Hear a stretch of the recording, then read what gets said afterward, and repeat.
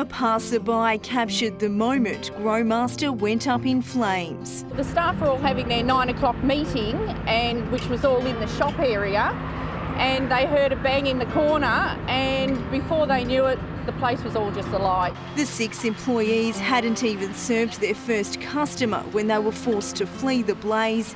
The owners believe it may have been an electrical fault. Electrical or just a globe or something, but I don't know how it could just take off like wildfire like it did. They didn't even have time to get the extinguisher on it.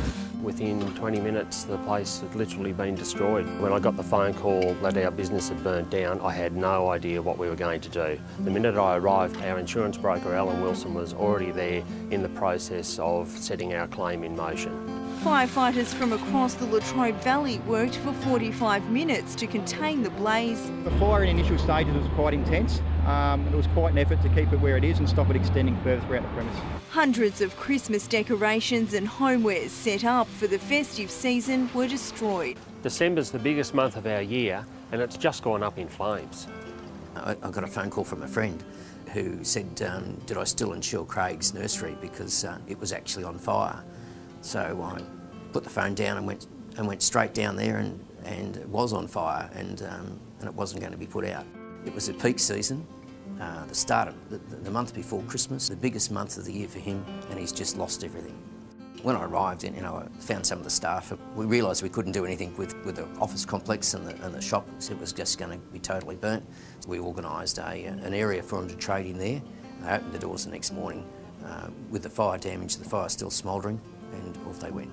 The flames were out, but the mess was still there, and things still had to happen. So Christine and I spent hundreds of hours working through what we were going to do with it, arranging new stock and getting everything organised so that the business could get back to its former glory, which it has done.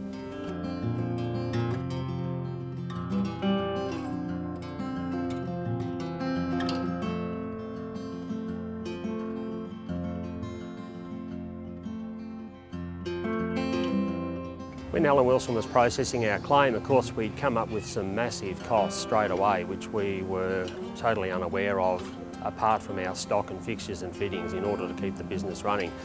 And Alan was able to, literally within 10 days to a fortnight, have the insurance company start to make payments to keep us going through the rebuild stage.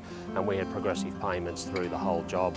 It took 9 months to rebuild, and after 3 months we needed big injections of cash to start repurchasing stock and fixtures and fittings, and the money was there. Here we are today in our new premises, and I couldn't be happier with the whole process.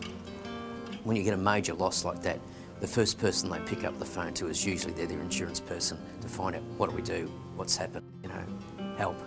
That's usually the first phone call.